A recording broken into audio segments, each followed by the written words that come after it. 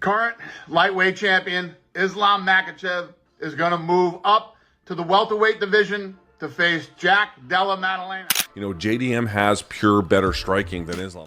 We know for a fact if Jack clips someone clean on the chin, they can go over. So it could happen in the first minute, it could happen in the 24th minute, it could happen in the 24 minute 59 seconds, it could happen.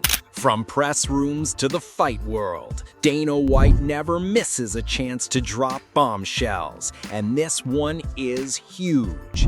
Islam Makhachev is set to face Jack Della Maddalena. The lightweight champion stepping up against the Aussie striker has instantly sent fans into a frenzy, with the matchup promising nothing short of fireworks. As always, Dana made sure the announcement landed with maximum impact. Hey, just speaking of Islam, are we any closer to getting an update on this fight happening in November? Like, from everything that you're working on right now, is that still the likely time frame for this JDM fight, Madison Square Garden? Listen, at the end of the day, the fight is done, but I always respectful to the promotion. It is their job. They didn't announce the fight. But I know this, by end of the year, Australia is going to have no champions. I think Volker will remain the champion. I think Maddalena will lose. And I have a lot of respect for Maddalena. I think he's a very nice guy. I think he's a great fighter. I think, he's going to be a very tough fight for Islam. But I believe Islam have all the tools. After Dana's big reveal, plenty of fighters and analysts jumped in to share their thoughts, with Sean Brady among the first to break it down. Rather than brushing it off as just another title defense, Brady highlighted why this matchup could be far more complicated for Islam Makhachev than many expect. He pointed out that Jack Della Maddalena doesn't stay stuck for long and forces you to work every second on the mat. On top of that, Jack's size and power add another dangerous dimension. It's not just about taking him down, it's about keeping him there, which is where things can get messy. Brady also compared how different opponents have tried to control Jack, noting just how difficult it is to stop him from finding his way back to his feet. Speaking of the Islam and Jack fight, what are your early thoughts on that fight? I think it's a lot tougher of a fight for Islam than people are giving Jack credit for. Like, Jack's very hard to hold down. He's a big body, hits like a freight train, has knockout power, and he showed, like, yeah, you can getting someone down doesn't mean dick. Can you hold them down?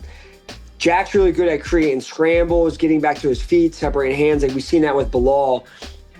Gilbert did better at taking Jack down than Bilal did. Of course, Brady has his own personal reasons for paying close attention to this matchup.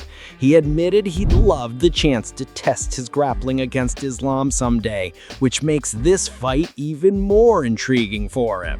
But when it came to choosing a side, Brady leaned toward Jack, not out of any lack of respect for Islam, but because he believes Jack's style could present the kind of problem Islam has yet to face inside the cage. Yeah, I don't know. Selfishly, for me, I would want Islam to win because I want to fight Islam as for a legacy thing. And I think I can beat Islam. I think I can beat anybody in the world. And I want to grapple. I want my grappling to go against his grappling and see who's better. I really would love for that to play out.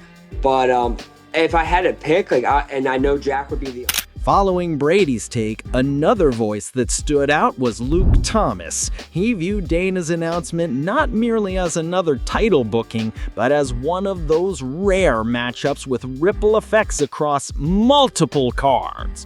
For Thomas, the immediate focus wasn't on who wins or loses. It was on how this fight could reshape the landscape of two divisions at the same time.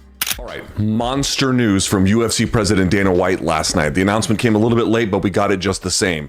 Now, the majority of the announcement focuses on UFC 322. This will be at Madison Square Garden in New York City on November 15th, I believe. But because of the enormity of that news, it actually also affects UFC 321, which I realize happens before 322. But let's start with 322 because that's where all of the big announcements really, for the most part, happened. And then we'll talk about the...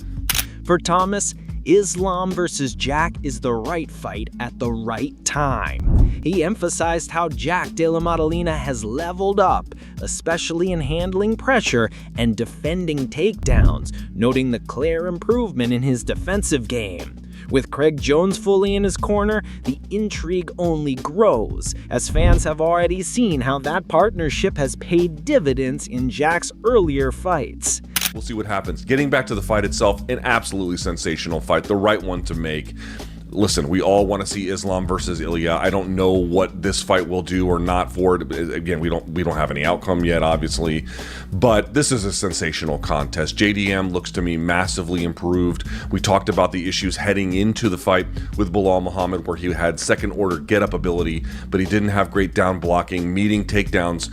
When your opponent makes contact with you, greeting them at the point of contact with defense, and he got way better about it. Plus his get-ups also got a lot better. And if you actually listen to his coach on Submission Radio, what he says is they only worked with Craig Jones for a few weeks last time. Now they're going to get him for basically the entire camp. At the same time, Thomas didn't shy away from addressing the unknowns. With Islam moving up to 170, new questions arise about size, strength, and how his game translates without the grueling weight cut he endured at 155. For a fighter who rarely makes mistakes and usually stays one step ahead, his ability to adapt at welterweight remains one of the biggest mysteries surrounding this matchup.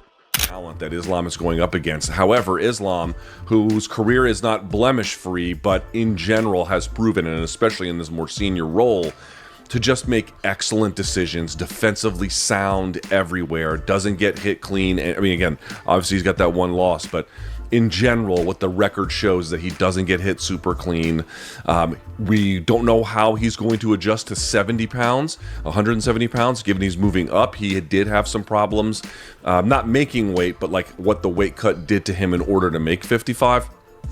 So it'll be very curious to see what the size differential is, such that there is one. It'll be very curious to see what the added bulk does for Islam, what the lesser weight cut does for Islam. Thomas also highlighted what's at stake beyond just the belt.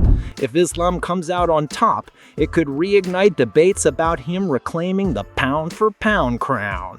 On the other hand, if Jack successfully defends, it would mark the defining win of his career and a monumental moment for Australian MMA. Both outcomes carry significant weight, and Thomas framed the matchup as a clash that extends far beyond the cage.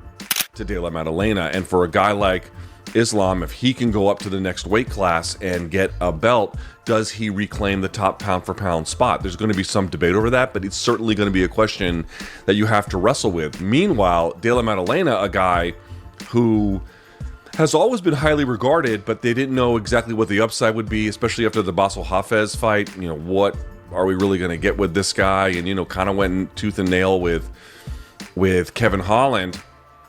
Shows up big against Bilal Muhammad. Dude, if you get a win over Islam Makhachev, that's easily the best win of your career. That would be his first title defense. That would be an enormous feather in his cap. A huge win. After Thomas laid out the broader stakes, Jack Della Maddalena's coach, Ben Vickers, shifted the focus back to the micro level. He pushed back on the notion that Islam is untouchable, stressing that it's not just about praising his strengths, but about identifying real openings. This time watching tape, Vickers wasn't merely impressed. He was carefully studying the moments where Islam leaves opportunities and building a game plan specifically around exploiting those windows. And I feel like people put Islam on a pedestal. And don't get me wrong, I am not doubting Islam's credentials in the slightest. He is pound for pound number one. He's the GOAT. He's the best guy to have ever done it for me. But for me now, it's the first time watching footage of Islam and not just enjoying watching him fight, and actually looking at where can we take advantage of some of the weaknesses that we perceive, some of the best spots where the opportunities arise. And I've seen a lot that I like, that I can work with, having now actually taken an analytical approach to watching Islam rather than just enjoying him, watching him waste people. Vickers also made it clear that he fully expects Islam to lean on what he does best, dragging the fight into his world. not recklessly, but with the calm, methodical style that has defined him for years. He predicted early grappling attempts and steady pressure against the fence, but he also acknowledged the risks. The real danger, as Vickers framed it, lies in what Jack can do in those in-between spaces, where the fight transitions and momentum can suddenly shift. I think it's straight away shooting in, establishing his wrestling, getting JDM up against the fence, or do you think he goes out there and actually tries to test his striking against you guys? No, I don't think he's going to go out and try and test his striking, but I also don't think he's going to rush. You know what I mean? He's a very composed guy. He's a very high-level, skillful person. You know, he's not going to rush and be running at Jack's hips. You know, but he is going to try and get hold of Jack as quickly as possible, even if it's just to try and tire him out in the early parts of the fight and get him into his world quickly. He will take damage from Jack as Bilal did if he's on the feet. So I'm sure he's going to not want to be there. Then the conversation shifted to Chael Sonnen, who, as always, framed the fight through a different lens. For him, it's never just about tape study, but about history and the reality of how fights actually play out once the cage door closes. Sonnen emphasized that in a high-level matchup like this, both camps already have a sense of who the better fighter is before they even walk out. The talk and hype may come, but behind the scenes, the coaches and fighters understand the reality of what they're stepping into. Sonnen also pushed back hard on the rising narrative that Islam will simply do to Jack what others assume. He argued that this line of thinking has been mentally straining on fighters and fans alike, while pointing out that even Khamzat Chimaev, often cited as a comparison, has never dominated opponents in that fashion. He even referenced his own experience moving around with Jack, noting the physical toll it left, and framed the idea that Islam will steamroll him as, in his words, revisionist MMA logic. So just in this past week, there is a narrative that has come out that this is going to be an awful fight, and it's going to be awful because Islam will do to Jack what Chimaev did to Dricus. And that's interesting to me, considering Dricus has never had that done to him. Oh, and by the way, Chimaev's never done that to anybody else. Like it's really a surprise that all of a sudden wrestling has this resurgence because you had two guys fight and something happened that we didn't think would happen, right? Nobody thought that Chimaev could take him down at will and keep him there. Because Chimaev hasn't been able to do that to other guys.